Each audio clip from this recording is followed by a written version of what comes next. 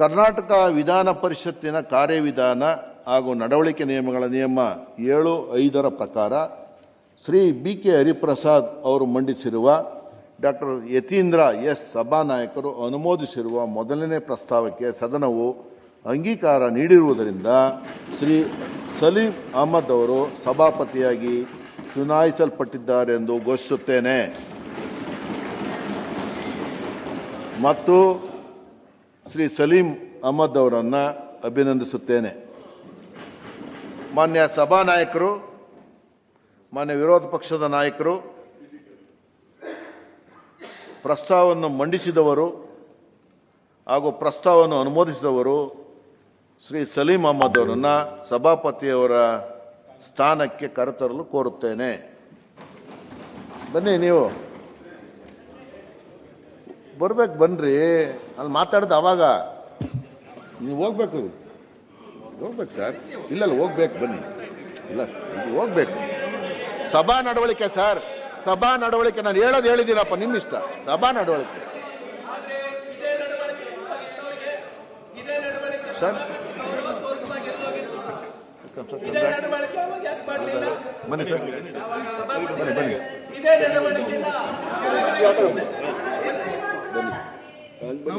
ನೀವಿಲ್ಲ ಅವ್ರು ಬಿಡಿ.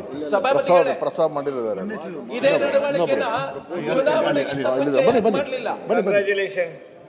ಬನ್ನಿ ಸರ್, ಈಗ ಬನ್ನಿ.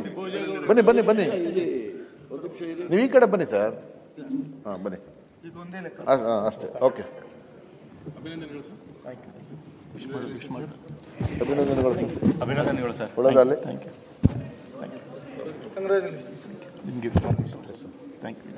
ಶುಭವಾಗಲಿ.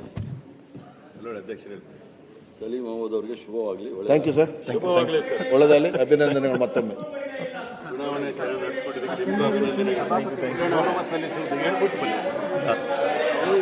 ಈಗ ಒಂದು ನಿಮಿಷ. ಈಗ ಈಗ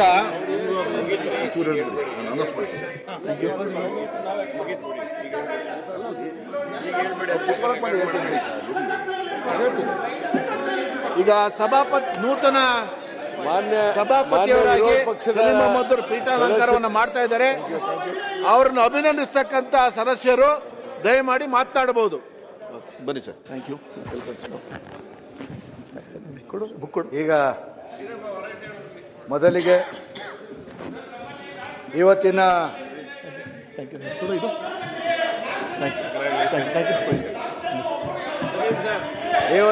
ನೂತನವಾಗಿ ನಾವು 4 ಜನಕ್ಕೆ ಅವಕಾಶ ಕೊಟ್ಟಿದ್ದೇವೆ. ಯಾರಿಗೂ ಕೊಟ್ಟಿಲ್ಲ.